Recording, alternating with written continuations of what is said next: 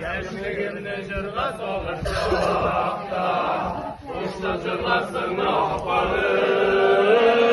Ayta çapta sarmam bu yarıda, yanlarımda mengel kaldım. Öğrenişin taşlaktır ya.